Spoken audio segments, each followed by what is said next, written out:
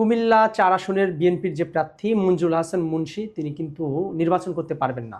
দেখেন, এটা হচ্ছে দম্ভের পতন। দম্ভের পতন এই জন্য যে এই মঞ্জুল হাসান মুন্সী তিনি কিন্তু নিজে একজন ঋণ খেলাপি।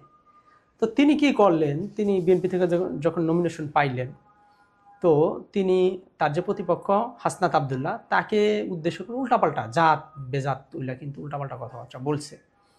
এখন এই যে বাংলাদেশের যারা এক ধরনের এলিট শ্রেণী আছে, এরা কিন্তু আসলে নিজেদেরকে এমন রাজা বাদশা ভাবে, অন্যদেরকে মানুষ ভাবে না।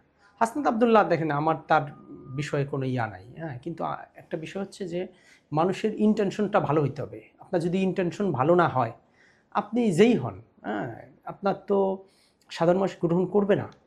এবং আমার মনে হয় যে এটা যে হাসনাত আবদুল্লাহর বদদোয়া লাগিয়ে গেছে। হাসনাত আবদুল্লাহকে যেসব কথাবার্তা বলছে, একটা মানুষ ইয়া হইতে পারে, গরিবের সন্তান হইতে পারে, কিন্তু সে তো মানুষ, তাকে তো মানুষের মূল্যায়ন করতে পারে। আপনি যে দলের হন, আপনি বিএনপি করেন, জামাত করেন, আমলিগ করেন, জাতীয় পার্টি করেন, যে কোনো পার্টি করতে পারেন, কিন্তু আপনি যখন উপরে উঠবেন আপনার অবশ্যই নমনীয়তা থাকতে হবে, আপনার মধ্যে ভদ্রতা থাকতে হবে, আপনার মধ্যে কিন্তু অহংকার থাকা যাবে না। তো অহংকার, দাম্ভিকতা এগুলো কিন্তু আল্লাহ পাক পছন্দ করেন না। তো এখন বিষয়টা হচ্ছে যে মঞ্জুল হাসান মুন্সী যে তিনি একজন ঋণ খেলাপি, হ্যাঁ, ওই যে চোরের মায়ের বড় গলা আছে না, তো তো হয়েছে সে অবস্থা।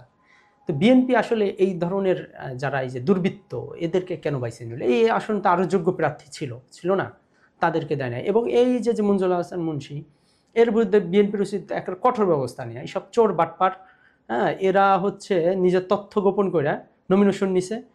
দেখা গেছে এখানে কিন্তু 8টা যোগ্য প্রার্থী দিলে কিন্তু বিএনপি আসনটা পাইতে পারত। তো এসব চোর বাটপার, এরা ক্ষমতালোভী, এরা হচ্ছে ব্যবসায়ী। মোট কথা, এক কথায় ওরা মানে পলিটিক্সটাকে ব্যবসা হিসেবে নিচ্ছে। তো এখন বিএনপির সাথে এইসব লোকগুলোর, এইসব কালপিট, হ্যাঁ, এদেরকে মানে আজীবন বহিষ্কার করে দেওয়া, যাতে অন্য কেউ এই ধরনের দুঃসাহস না দেখে।